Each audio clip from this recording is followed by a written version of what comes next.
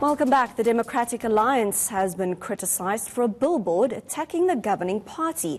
The advert contained the names of those who died in pit toilets, the Life Esidimeni tragedy and the Marikana massacre. Now, many have expressed disdain, accusing the DA of exploiting the pain of the families for political gain. The billboard, which was partially damaged, comes ahead of the general elections this year. Now, to find out what makes for a good political campaign, we're joined by public relations strategist Makhosini Nkosi. Thank you very much for coming through. So, the billboard has not been received well by very many people. So, was this a good strategy by the DA, or is this a case of there's no such thing as bad publicity? Look, this is not entirely bad for the DA. It's good in the sense that, it energizes the DA base, which has been for some time now feeling, disregarded by the DA. You'll remember that in the run-up to the 2016 local government elections, the DA was talking about Nelson Mandela as the party that represents the values of Nelson Mandela. So under Mmusi Maimane, the DA has been moving slightly to the left, trying to woo black voters to the fold. So, by doing so, they began to ignore their own base, which prefers that they be rough on the ANC. You remember that in 1994, the DA got less than 2%, I think it was, and in 1999 election, it became the main opposition. That was when they were having that fight back campaign, and many people were saying, fight back against what? We just had a very good presidency of Nelson Mandela. There's reconciliation in the country. What are you fighting back against? But clearly it demonstrated that the DA base likes it when the DA goes hard on the ANC.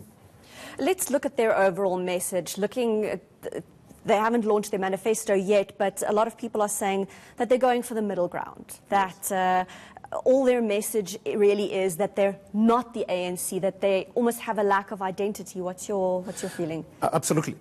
You just made a point that, they actually launched their manifesto last year, but it was a damn squib. Not many people were interested. Some say maybe they launched it too early, or that it was lacking content, that it didn't make such an impact. But I think the important thing to remember with the DA is that in South Africa, you have the ANC base, which is about 60–62%. And the DA hasn't been able to crack that base. It hasn't been able to penetrate that base. And the opposition base, the National Party in 1994 got around 22%. The DA in 2014 got around 22%, which means the base of the opposition is around about 20–22%, right? And then now there's even talk that they could be losing that base to parties like the EFF. So they have to really come out very strong against the ANC and distinguish themselves, and they have to move away from this notion that, if they continue trying to appeal to the ANC base, maybe they can take the base from the ANC. That's not going to happen with Cyril Ramaphosa. With Jacob Zuma, it could have been possible, because the 2016 election, the ANC supporters and voters did not go to vote in their numbers, and DA voters went to vote, and EFF voters went to vote. So that's why you have, some metros being governed by the DA, assisted by the EFF. Now, with the advent of Cyril Ramaphosa's ANC, the person who was actually handpicked by Nelson Mandela to succeed him, the DA now can't claim that space. The DA cannot claim to be more ANC or more Nelson Mandela than Cyril Ramaphosa, for example, which means they must go back to their base, that base which wants them to be very hard on the ANC. And I think that's what they are doing. I do not think that, I don't share the pessimism that I see and I read about, that this is bad news for the DA. Of course it's bad news in the sense that those black voters mainly that they are trying to woo may be put off by this, but its base likes this.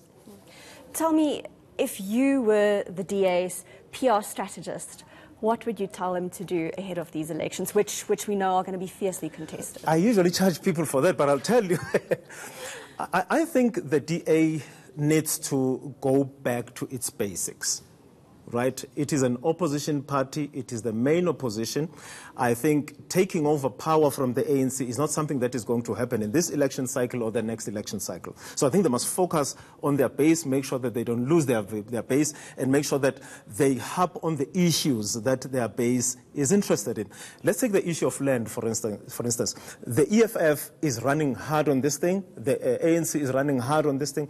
But you don't hear the DA. You hear them talking about property, right of property ownership, etc., etc. But on the question of land and land redistribution, you don't hear them very well. They're not coming out strongly because their problem is that they don't want to alienate black voters who would want some movement on land reform, but at the same time, they've got, as their voters and their base, the people who are really concerned about this expropriation without compensation. So it needs to go back to its base, talk to its base, because that's how you win an election. You start with your base and then move over to independence. You cannot want to talk to independence before you talk to your base. You lose when you do that. Yes, that is all we have time for at the moment. That was public relations strategist Makhosini Nkosi. Thank you so much for your time. And that